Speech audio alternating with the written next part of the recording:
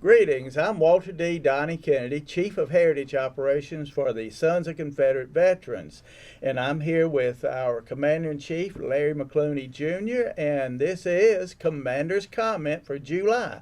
And Larry, this is not our last Commander's Comment, but it's next to last, because this is going to be part one, and we'll have part two. Yes. Glad to have you with us, and glad to see you again. Yeah, glad to be back. All right, let's talk a little bit about what's going on, some nice positive things that's happened in the Confederation.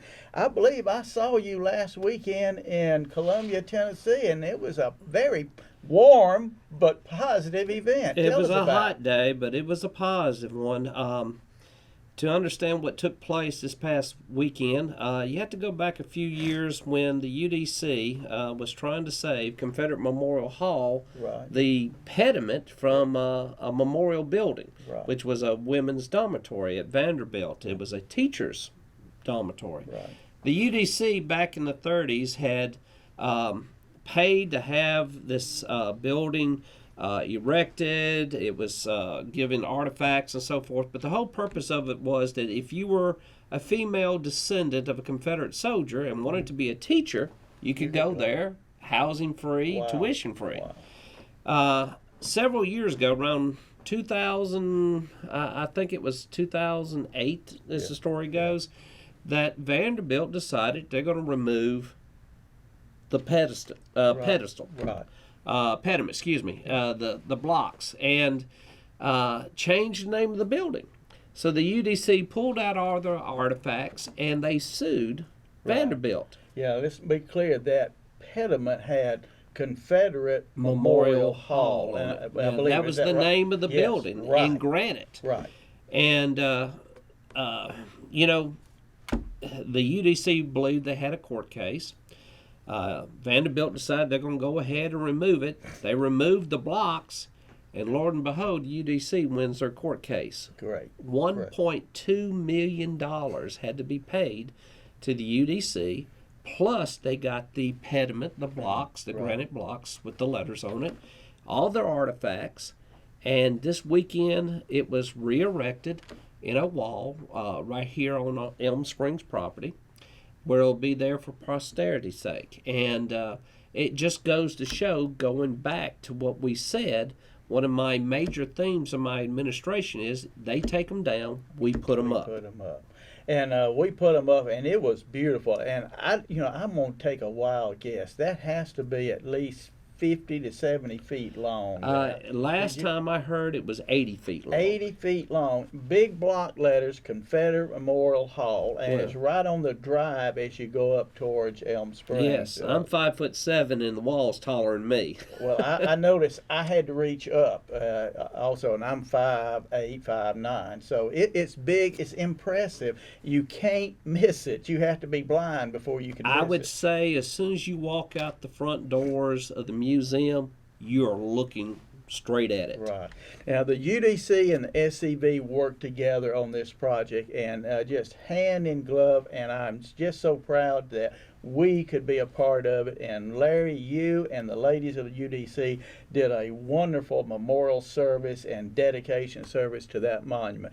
It'll be there for posterity. People will see. And I understand we're going to have a storyboard, some type of... there will be a storyboard up that will tell the history of the pediment itself from beginning to its move to Elm Springs. That's great. So UDC, SCV members, the general public, they'll all know that ladies, after the women, after the war, and they've started, I think it was like you said, 1908. They started on this around 1908, but they really picked up with it during the Depression. Right, and that's amazing. During the Depression, they raised enough money to put this thing together. And the interesting thing to me was that the court decided they wouldn't just get, I think they had $40,000 or $50,000 invested. They wouldn't get just $40,000 or $50,000. They would get $40,000 or $50,000 in today's valuation. That's right. So, but it shows what those ladies went through. the South was in poverty at that time, and certainly with depression going on. Well, but yet they raised that money. Yes, They were and go dedicated. back to what I said in my speech there. I kind of stole a line from Outlaw Joseph Wells. They endeavored to persevere. And they persevered. They persevered. Which should be an inspiration for all of us who love our heritage, our traditional American values, of which Confederate history and Confederate Southern history is all part of the traditional American values. It should inspire us. If those ladies back there, that was almost 100, anywhere from 100 to 120 years ago, but yet they managed to do this. Yes. And the ladies of the UDC, this age, they were able to sue and get that settlement. That's great. And I'm proud. You really, as I told you, really inspired me when you was talking about they take them down, we put them back. Now, Commander, I think there's a monument going up in Mississippi. Oh, yes. In Calhoun County in Mississippi, close to Calhoun City, there is a brand new monument going up. Calhoun County's never had a Confederate monument there in that county. And it will be going up with a soldier on top, just like you see at courthouse squares here throughout the state. And it will be going up in April of next year. And they have a Confederate park, and they have flagpoles already up. Good. And so we're looking for that. So here we have a new monument going up. Not one that was taken down and going back up, but a new one. Well, that is wonderful. Mississippi, I know Alabama, and I believe in North Carolina there are others too that have done this. In Louisiana, this past couple of months, we put up 3 monuments that were taken down. Yes. So they take them down, we take control, we put them back. And the interesting thing, we managed to in court litigation to have the entity that's taken them down to pay for the movement and re-erection of those monuments. And what really fascinated me is most of these monuments are being put up in places where more people will see and appreciate them. Most of these monuments, unfortunately, are in a seedier part of town nowadays anyway. But I know of the Mouton Monument. Yes, that went up at Camp Moore. Camp Moore. And I was there for that dedication Exactly. and gave a speech. See, Camp Moore is visited by a lot of people, and it's people who are interested in our history, our heritage, Southern culture. Exactly. I was recently at the Pleasant Hill, the battlefield of Pleasant Hill, which is Mansfield and Pleasant Hill, part of the Red River campaign, and they have monuments there that was taken down from various areas and re-erected at other people's expense, not ours, and I was surprised. I sat back and watched people from the spectators as well as the participants come by and look at the monument, read everything, and ask questions. More people will see those monuments and be inspired by those monuments now than before the woke idiots demanded their removal. But, Donnie, since you brought that up, have you not noticed that in the news that the current media, how they portray us, they talk about all the monuments that are coming down, but yet they don't ever tell you about the ones that are going back up or the new ones that are going up. It's It'd be interesting to see what the SPLC has to say about the numbers of monuments now. Exactly. But it doesn't fit their narrative. And again, that goes back to what we've been talking about for the last 4 years. We have to take back the narrative. We have to let people know what we are doing, all these positive things. Our membership, and I guarantee, as they would say down in South Louisiana, that there's a lot of people did not know about these monuments going back up in the SCV. Yeah. Now, if you are part of the SCV, you need to be on the SCV Telegraph. It's simple to get on, but you get information from the Commander-in-Chief, Lieutenant Commander-in-Chief, the headquarters about things that are going on. And especially positive news like this. When you get positive news, don't sit on it, folks. Put it on your social media. Let people know. Ask your friends to pass out this information. We can do that, and we can make a difference. I'm hoping that we will continue to do this. Let's move on to the museum. Just give us a quick update. We can't go in big detail, but what's going on with the museum Well, right now? at the beginning of my administration, we opened up in October 2 years ago. When we opened up 2 years ago, there were no artifacts. It was an empty shell. Right. Now, we have the storyline is going up. Jimmy Hill, the Army of Tennessee commander, is the chairman of the museum committee, and he's made it a personal thing with him that he's going to have this storyline complete.